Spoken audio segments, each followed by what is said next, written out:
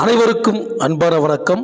இந்த வீடியோவில் நாம் இந்த 2024ஆம் ஆண்டின் ஜூலை மாத ராசி பலன்களை பார்க்கலாம். நிகழும் ஸ்ரீ மங்களகரமான குரோதி வருடம் ஆனி மாதம் 17ஆம் தேதி திங்கட்கிழமை தசமி திதி அஸ்வினி நட்சத்திரம் ஏகாதேசி விரதம் கூடிய நாளில் இந்த 2024ஆம் ஆண்டின் 7வது மாதமான ஜூலை மாதம் பிறக்கின்றது. மாத தொடக்கத்தில் கிரகங்களின் சஞ்சாரத்தை பார்த்தால் மேஷத்தில் செவ்வாய், ரிஷபத்தில் குரு பகவான், மிதுனத்தில் சுக்கிரன் சூரியன், கடகத்தில் புதன், கன்னியில் கேது, கும்பத்தில் சனி பகவான் வக்ர நிலையிலும், மீனத்தில் ராகு என இந்த ஜூலை மாதத்தில் கிரகங்கள் சஞ்சரிக்கின்றன. இந்த ஜூலை மாதம் அற்புதமான மாதம்.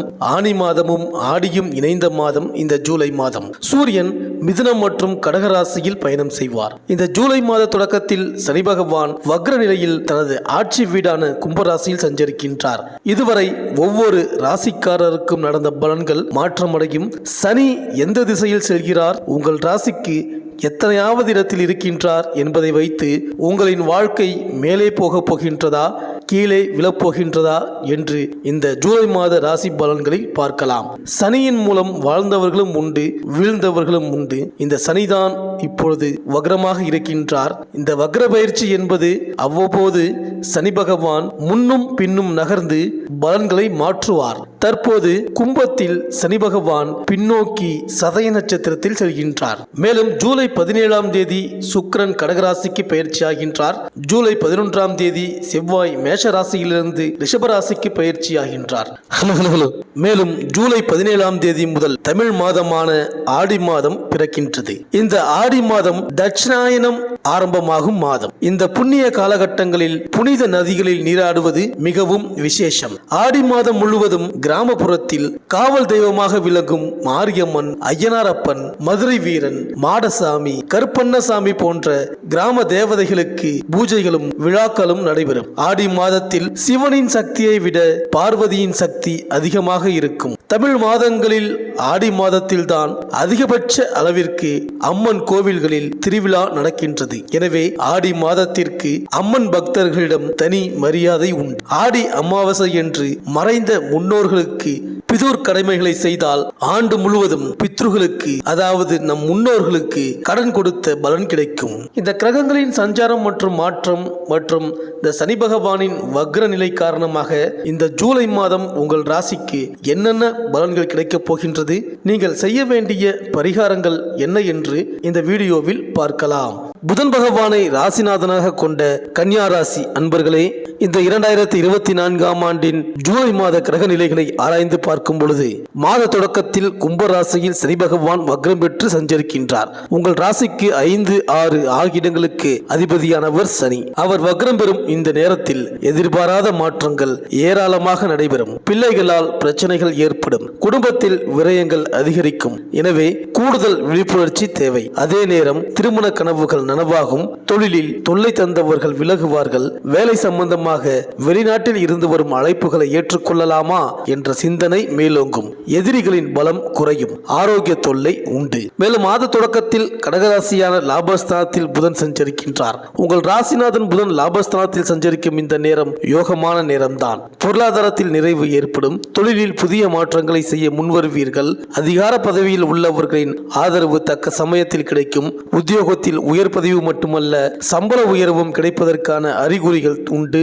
கொடுத்த கடன் வசூலாகும். மேலும் ஜூலை 7ஆம் தேதி கடகராசிக்கு சுக்கிரன் செல்கிறார். உங்கள் ராசிக்கு 2, 9 ஆகிய இடங்களுக்கு அதிபதியானவர் சுக்கிரன். அவர் லாபஸ்தானத்திற்கு வரும் இந்த நேரம் நல்ல சம்பவங்கள் நிறைய நடைபெறும். கொடுக்கல் வாங்கல் ஒழுங்காகும். வருமானம் உயரும். வருங்காலத்தை பற்றிய பயம் அகலும். திருமணம் போன்ற சுபகாரியங்கள் நடைபெற்று மகிழ்ச்சியை வழங்கும். பூர்வீக சொத்துக்களில் இருந்த பிரச்சனைகள் படிப்படியாக குறையும். புதிய இடம் வாங்குதல், வீடு கட்டுதல் போன்றவற்றில் கவனம் செலுத்துவீர்கள். மேலும் ஜூலை 11ஆம் தேதி ரிஷபராசிக்கு செவ்வாய் செல்கிறார். இதுவரை அஷ்டமத்தில் சஞ்சரித்து வந்த செவ்வாய் 9ஆம் இடத்தில் குருவுடன் இணைந்து குருமங்கள யோகத்தை உருவாக்குகிறார். இதன் விளைவாக மங்கள ஓசை மனையில் கேட்கும் வாய்ப்பு உண்டு. மதிப்பும் மரியாதையும் உயரும்.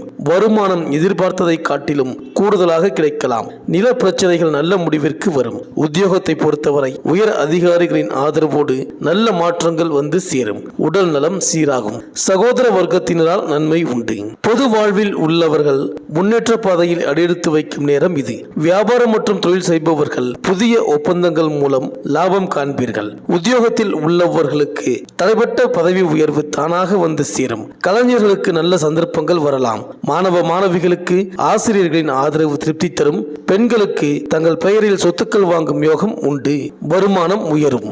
மேலும் மாதம் முழுவதும் குரு பகவான் உங்கள் ராசிக்கு 9ஆம் இடத்தில் அமர்ந்திருக்கின்றார். புதன் செவ்வாயின் இயற்கை குணங்களோடு விளங்குபவர்கள் நீங்கள். விவேகம், வேகம், நிதானம், தவறாமை, சுய சிந்தனையோடு செயல்களுக்கு அதிக முக்கியத்துவம் அறிந்து செயல்பட்டு காரியத்தில் ஜெயமடைவீர்கள். அனைவரிடமும் யதார்த்தமாக பேசி பழகி அவர்களிடம் இருக்கும் குணபேதங்களை நன்கு அறிந்து கொள்வீர்கள். குடும்ப நிர்வாகத்திறன் என்பதில் உங்களின் அணுகுமுறையே அலாதி. எதையும் சீர்தூக்கி பார்த்து அத்தியாவசியங்களுக்கு மட்டுமே முக்கியத்துவம் அறிந்து அவற்றை செயலில் காண்பித்து ஜெயமடைவீர்கள். எது நடந்ததோ அது நன்றாக நடந்தது என்றும் இனி எது நடக்க இருக்கின்றதோ அது அவை சிறப்பாக நடக்கும் என்ற மன உறுதியுடன் செயல்களை சிறக்க செய்து காட்டுவதில் மிக சிறந்தவர்களாக விளங்கக்கூடிய வாய்ப்பு உங்களுக்கு இந்த மாதம் உள்ளது. சுகாதிபதியின் பார்வை, தனக்காரகரின் பார்வை உங்கள் மீது பதிவதால் குற்றம் பார்க்க சுற்றம் இல்லை என்பதை நினைவில் கொண்டு எல்லோரிடமும் நல்லபடியாக நடந்து கொள்வீர்கள். சிலருக்கு நண்பர்களுடன் தர்க்கம் உருவாகும். மனைவியுடன் ஊடல் காரணமாக,